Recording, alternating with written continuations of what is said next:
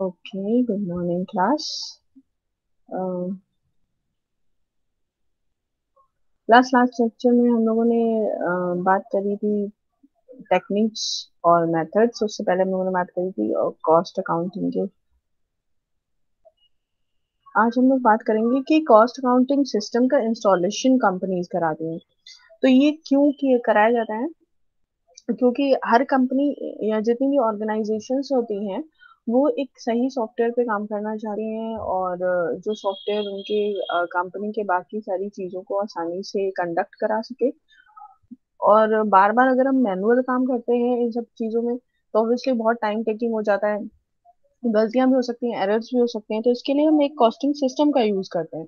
तो जब हम एक तरीके सॉफ्टवेयर या सिस्टम का यूज करते हैं तो क्या होता है, इजी हो जाता है हमारे लिए, क्योंकि हमने डेटा फीड किया, हमने डेटा एंटर किया और हमें जो रिजल्ट्स हैं वो मिल जाते हैं। तो ये हमारे लिए काफी इजी हो जाता है। अगर हम लोग बात करते हैं मैनुअल, क्योंकि मैनुअल वाले में एक ये भी इशू होता है भाई, जो पर्सन है वो अवेलेबल होना चाहिए। बट डेटा फीडिंग में तो क्या हुआ है कि एक पर्सन आपको ऐसा चाहिए जो डेटा एटलीस्ट फीड करता रहे, फिर उसका एनालिसिस या बाकी सारी चीजों के लिए हमें एक्सपर्ट्स की जरूरत रहती है। तो और ये हेल्पफुल इसलिए भी होता है क्योंकि जो भी आपका इंस्टॉलेशन आपने करा रखा है कॉस्टिंग सिस्टम का वो ग्लोबली एक्सेप्टेबल होता है। यानी इंडिया में भी या बाहर में भी वो एक्सेप्टेबल है, तो आपके लिए बहुत इजी हो जाता है। सेम लेवल पे काम करते हो तो आपको किसी को कोई इनवॉइसेस देनी है, कोई भी आपको फॉर्मेट्स अगर शेयर करने हैं तो वो उनको भी इजीली समझ आ जाएंगे कि किस तरीके से किस फॉर्मेट में आपने काम किया है। जैसे हम लोग एक एग्जांपल है ना कि अगर हम लोग करेंसी एक्सचेंज की बात करते हैं तो हम लोग करेंसी एक्सचेंज में डॉलर्स को एक पैरामीटर या स्टैंडर्ड मान के चलते हैं। तो इससे क्या होता है, इजी हो जाता है। यानी हमको हमारी करेंसी कन्वर्ट करनी होगी तो हम डॉलर में कन्वर्ट कर लेते हैं, तो आसानी से जो सामने वाला पर्सन है या कंपनी है वो उसको एसेस कर सकती है कि करेंसी की वैल्यू इन डॉलर्स कितनी है। ठीक है। तो यही यहाँ पर भी वही बात करी जा रही है कि अगर हम एक बेटर कॉस्टिंग सिस्टम यूज कर रहे हैं या इंस्टॉल करा रहे हैं या प्रॉपर जो सॉफ्टवेयर उस पर काम करते हैं तो ग्लोबली हमारा जो भी एक्सपोर्ट इंपोर्ट हो रहा है उसमें हमें बहुत हेल्प मिल जाती है। नो डाउट इंडिया में भी हेल्प मिलती है भाई, एक ही कंट्री में भी हेल्प मिलती है क्योंकि सेम अकाउंटिंग सिस्टम हम लोग यूज कर रहे हो और कॉस्टिंग सिस्टम यूज कर रहे हो। बेसिकली जो ये जो कॉस्टिंग सिस्टम होते हैं ये इनके अगर हम लोग इंग्रेडिएंट्स की बात करें या इनके पार्ट्स की बात करें तो इसमें क्या होता है, जो पिछला डेटा होता है यानी आपका मटेरियल लेबर ओवरहेड से रिलेटेड जो कॉस्ट है उनके रिकॉर्ड्स होते हैं, पिछले रिकॉर्ड्स होते हैं। आपने क्या प्रोसेस यूज किया था, क्या डेप्रिसिएशन लगा था आपका, क्या रूल्स रेगुलेशन थे आपके वेजेस से रिलेटेड, वेजेस बढ़ी या नहीं बढ़ी। ठीक है, वेजेस में आपने क्या एडिशनल चीजें ऐड करके दी, तो ये सारी चीजें हम अपने कॉस्टिंग सिस्टम में मेंशन करते हैं। और इन्हीं से क्या होता है, इन्हीं से डिसीजन लेते हैं जो हायर अथॉरिटीज हैं, वो ये डिसीजन लेते हैं कि किस तरीके से हमारी जो कॉस्ट है वो पिछले कुछ सालों में बढ़ गई है और हम इसको अगर घटाना चाहें या मिनिमम करना चाहें या कम करना चाहें तो किस तरह से रिड्यूस करेंगे। या अगर एक्सेसिव रेट से हमारे लेबर चार्जेस बढ़ते जा रहे हैं तो हम इसको कैसे कंट्रोल करें। क्या जितने लेबर सबने लगा रखे हैं क्या उतने की नीड है, क्या जितना मटेरियल हम यूज कर रहे हैं उतने की नीड है या नहीं है। तो इन सब चीजों के लिए डिसीजन लेने के लिए हमें हेल्प कर रहा है हमारा जो कहा जाए कॉस्टिंग सिस्टम है।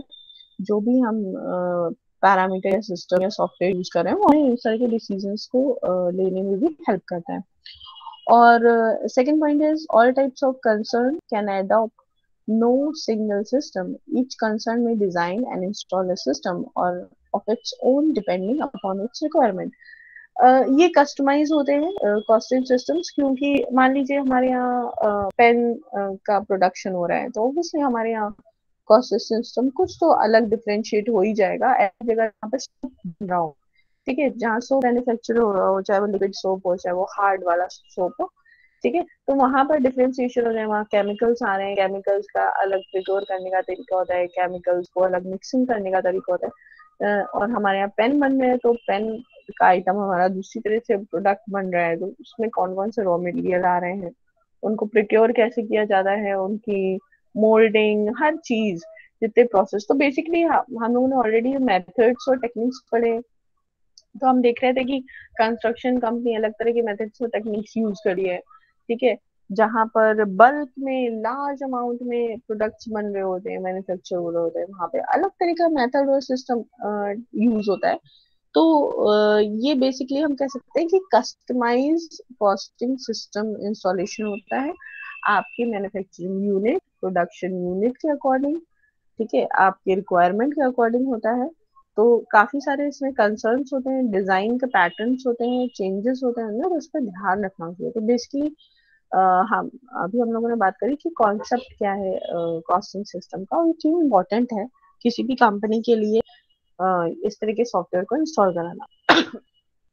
अब सेकंड स्लाइड पे आते हैं हम लोग। यहाँ पर we are talking about objectives of installing a costing system. तो क्या ऑब्जेक्टिव है, हम क्यों कराते हैं कॉस्टिंग सिस्टम को इंस्टॉल? सबसे पहले है प्रॉफिटेबिलिटी।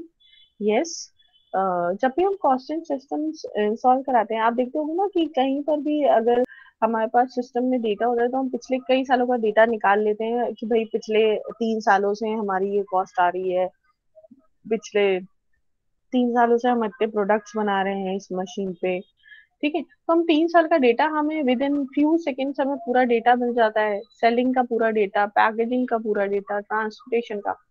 तो कहीं ना कहीं क्या होता है कि हमें डिसीजंस लेने में, फास्ट डिसीजंस लेने में ये हेल्प करता है। हमें पता चल जाता है कि भाई हमने इतना रॉ मटेरियल खर्च किया है और इतने रॉ मटेरियल से हमें ये बेनिफिट्स आ रहे हैं और इतना वेस्टेजेस आ रहा है। तो ये वेस्टेजेस क्यों आ रहा है, हमें तो वेस्टेजेस भी कम करने हैं, ठीक। तो ये सारी चीजों के लिए के ऊपर डिसीजंस लिए जाते हैं। और अगर हमारा कहीं से प्रॉफिट कम हो रहा है या मेरे एक्सपेंसेस बढ़ रहे हैं तो हम उसको किसी तरह कंट्रोल करने की कोशिश करते हैं।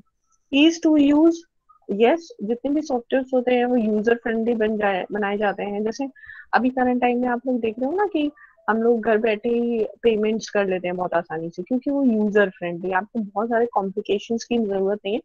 आपको सिर्फ एक ओटीपी आती है, आपका आईडी पासवर्ड है, वो आपको फिल अप करना पड़ता है और उसके बाद आपके पास ओटीपी आती है, ओटीपी आपको फिल करनी पड़ती है। तो ये क्या है, एक यूजर फ्रेंडली काम है, बहुत आसानी से कोई भी पर्सन कर सकते हैं जिनको बहुत लिमिटेड नॉलेज हो या बहुत थोड़ी सी नॉलेज और इन्फॉर्मेशन अगर उनको दे दी जाए तब भी वो इस तरह के छोटे छोटे काम कर सकते हैं।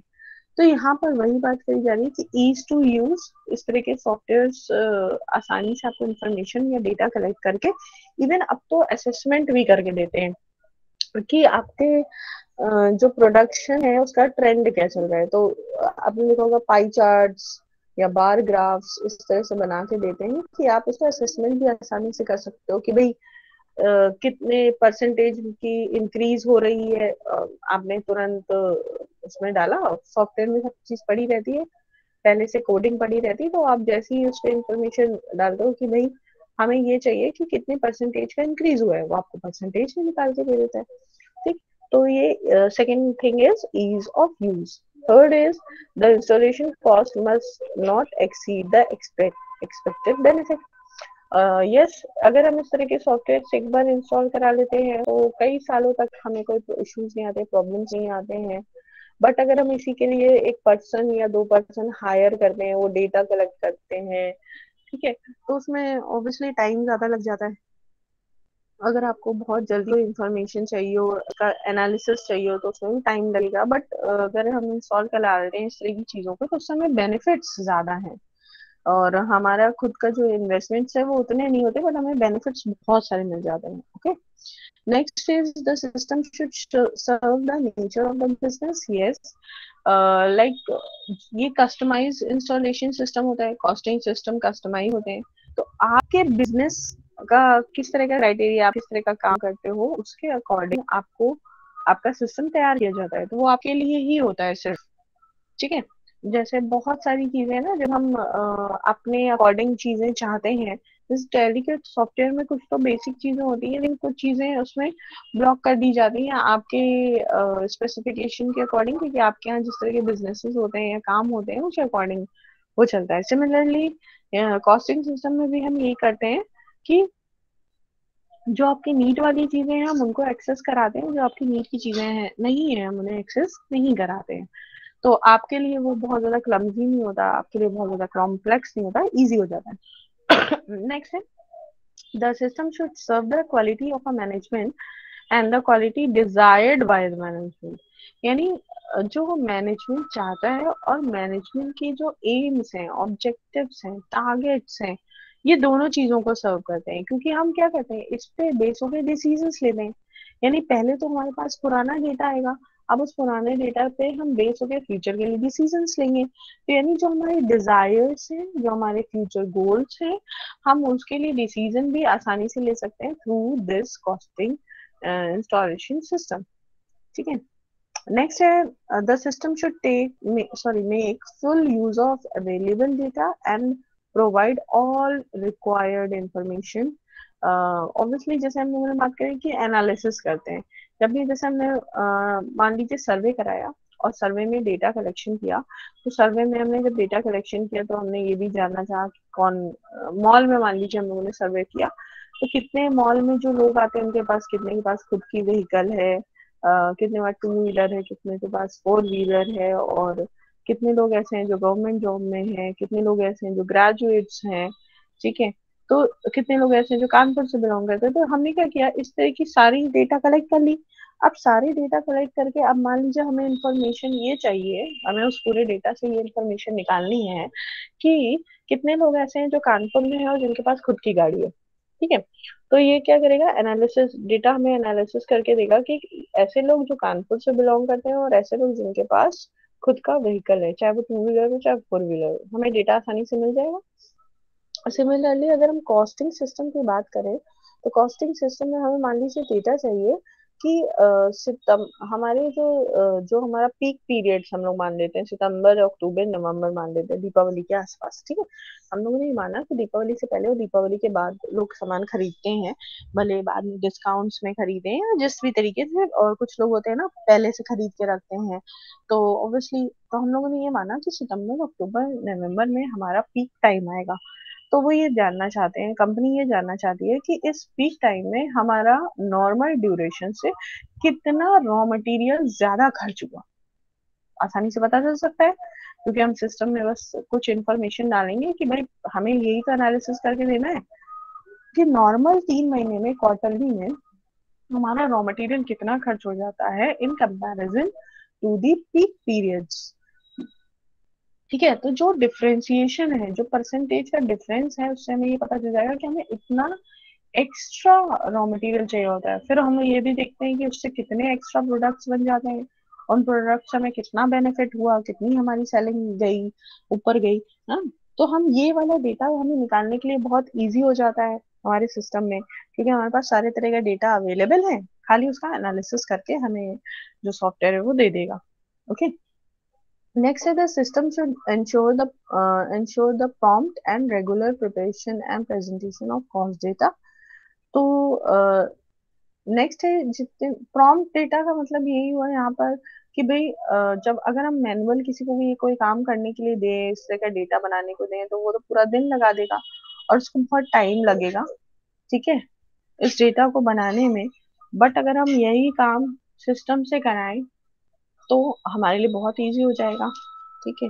और हमें ये इस तरह के डेटा रेगुलर भी मिल सकता है। यानी हम जब मैनुअली बोलेंगे तब तो कोई पर्सन एक बार करके देगा, बट हम इसमें रेगुलर वे में भी इस डेटा को कंडक्ट करा सकते, मतलब एनालिसिस करा सकते हैं और हाँ अपने लिए यूज भी कर सकते हैं। Next thing is the system should maintain the degree of accuracy. Obviously क्योंकि यहाँ मैनुअल काम नहीं हो रहा है, यहाँ सॉफ्टवेयर पे काम हो रहा है, तो एक्यूरेसी ज्यादा अच्छी हो जाती है rather then manual work. Manual work में कई बार एक्यूरेसी अच्छी रहती है लेकिन बट प्रॉब्लम्स भी हो सकती हैं। बट कंपैरेटिवली अगर हम लोग बात करें तो सिस्टम में इस तरह की मिस्टेक्स हमेशा कम होती है। तो these are all the objectives of installing a costing system. एक कॉस्टिंग सिस्टम को इंस्टॉल करने के लिए ये हमारे लिए ऑब्जेक्टिव्स होते हैं जिसको हम लोग, जिसकी वजह से हम लोग इंस्टॉल कराते हैं। ओके। अब हम लोग बात करेंगे कि जो ये कॉस्टिंग सिस्टम है किस तरह से इंस्टॉल होता है। Step 1, objectives to be achieved. ठीक है। सबसे पहले जो स्टेप 1 में क्या देखना है कि भाई हमने जो भी हम एक्सपर्ट को लेके आए, सॉफ्टवेयर इंजीनियर को लेके आए सिस्टम इंस्टॉल कराने के लिए, सबसे पहले हम ये देखेंगे हमारी कंपनी का ऑब्जेक्टिव क्या है। ऑब्जेक्टिव का मतलब ये हुआ कि प्रोडक्शन हमारे यहाँ किस तरह का हो रहा है। मल्टीपल प्रोडक्शंस हो रहे हैं हमारे यहाँ, यानी इच आइटम्स जो है हमारे यहाँ उनका बहुत ज्यादा क्वांटिटी में तो नहीं बन रहे हैं, बट वैरायटी बहुत है हमारे यहाँ। तो हमारे यहाँ हमारा जो ऑब्जेक्टिव होगा, एक्सपेक्ट होगा, वो अलग होगा। सिमिलरली ऐसे मैन्युफैक्चर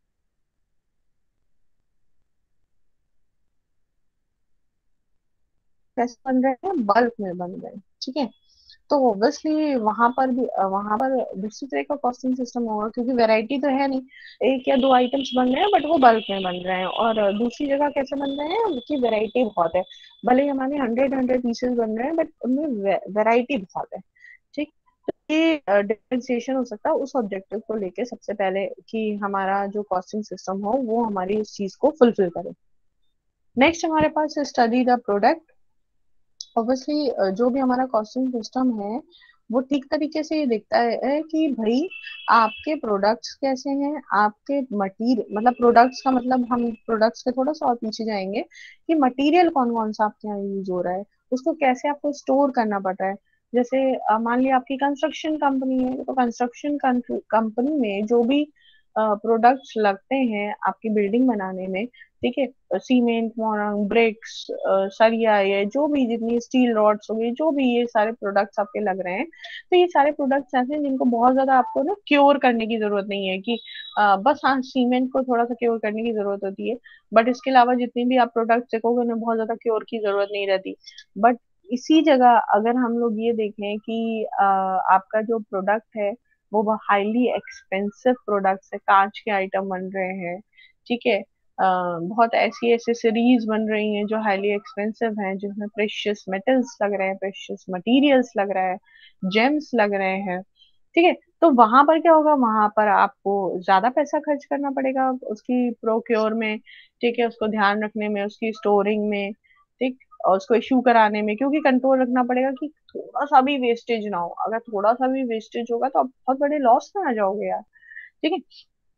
तो सबसे पहले क्या करते हैं, मतलब पहला तो हमने ऑब्जेक्टिव देखा है, फिर सेकंड हमने देखा है कि हमारा जो प्रोडक्ट है वो किस टाइप का है, और भाई इन सारे प्रोडक्ट्स को बनाने में आपकी लेबर कॉस्ट कितनी आ रही है, कितना लेबर इन्वॉल्व है इसमें, ठीक है। तो इन सारी चीज का असेसमेंट, जो भी सॉफ्टवेयर डेवलपर होते हैं वो सब चीजों का असेसमेंट करते हैं, ओके। नेक्स्ट हमारे पास है ऑर्गेनाइजेशन।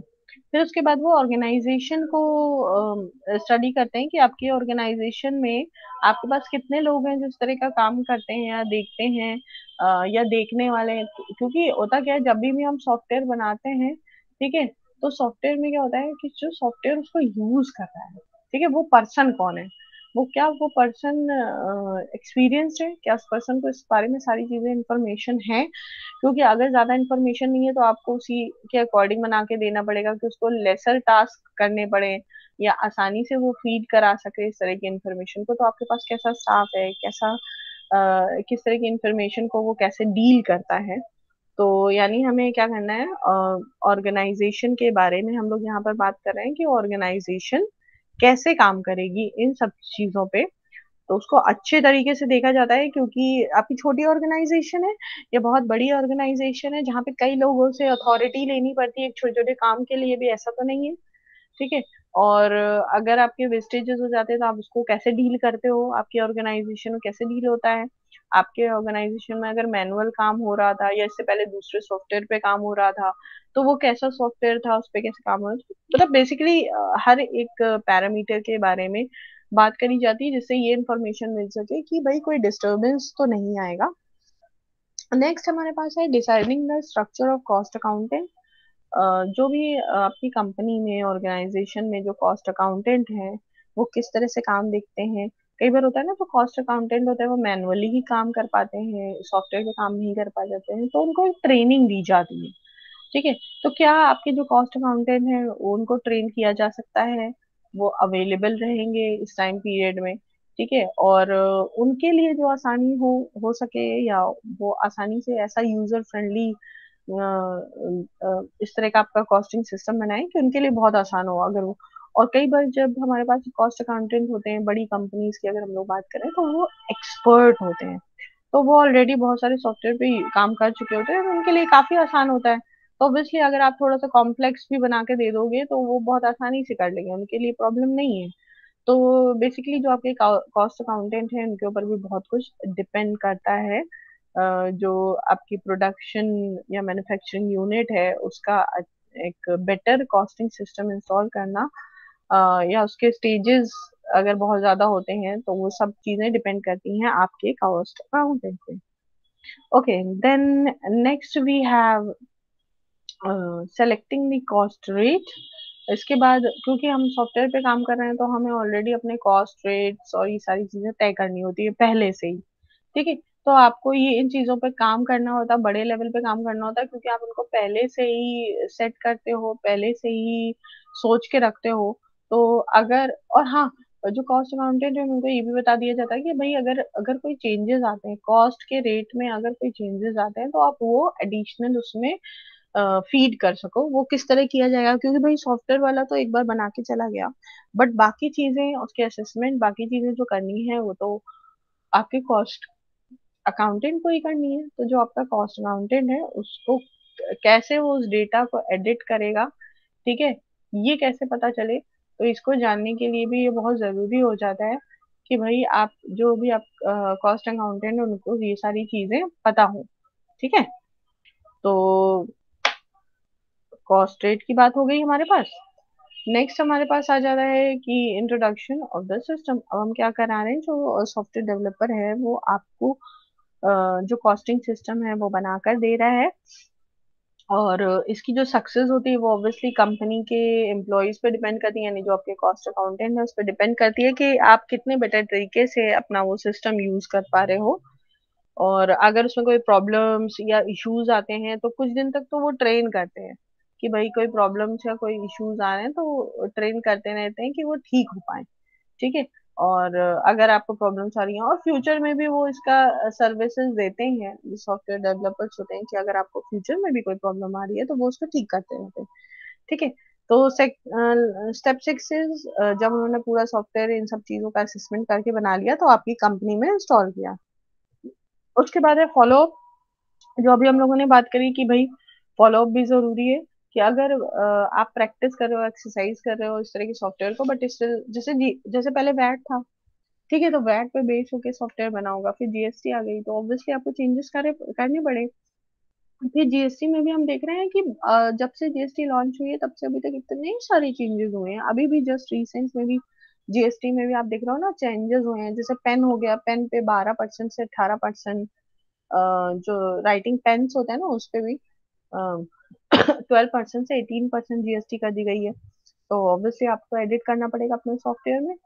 और फिर उसके बाद अगर हम लोग बात करते हैं तो उसके बाद जोमेटो और जितने भी डिलीवरी वाला पॉइंट है ना, उस जितने भी डिलीवरी वाले सर्विसेज हैं जो फूड आइटम की डिलीवरीज कराते हैं उनमें 5% की जीएसटी लगने लगी है। तो ये सारी चीजें क्या हो गई, आपके सॉफ्टवेयर में इतना स्कोप होना चाहिए कि आप वो चीजें एडिट कर पाओ। ठीक, तो ये फॉलो अप्स इसी पे काम करते हैं, क्योंकि आप देख रहे हो करंट में चीजें चेंज हो रही हैं, लगातार चीजें चेंज हो रही हैं, तो उन चीजों को जो चेंज हो रही हैं उनमें आपका सॉफ्टवेयर सस्टेन करे, आपका सॉफ्टवेयर बेटर तरीके से काम करे। क्योंकि हर बार एक छोटी सी चेंजेस होगी और आपको नया सॉफ्टवेयर बनाने पड़ेगा तो ये तो भाई बहुत कॉस्टली है, तो ऐसे कैसे काम चलेगा। तो ये फॉलो अप्स का ही काम है कि भाई फॉलो अप्स लिए जाते हैं, और अगर कोई इस तरह की चीजें हैं उनको जल्दी जल्दी इम्प्लीमेंट कराया जाता है, चेंजेस किए जाते हैं।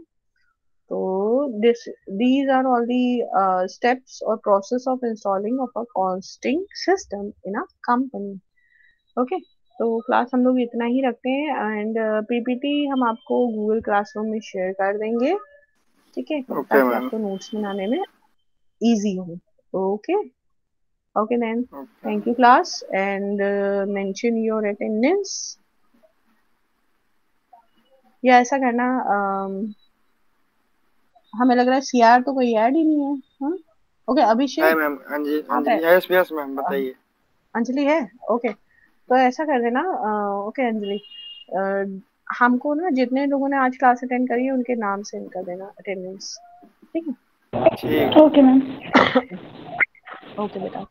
Okay then, thank you class. और अभी हम ये शेयर कर देते हैं, और इसका जो अगर यूट्यूब पे ये अपलोड हो जाएगी तो हम इसका यूट्यूब लिंक भी आपको शेयर कर देंगे, जैसे हम लोग करते थे ओके पहले मैम। की तरह गूगल क्लासरूम में।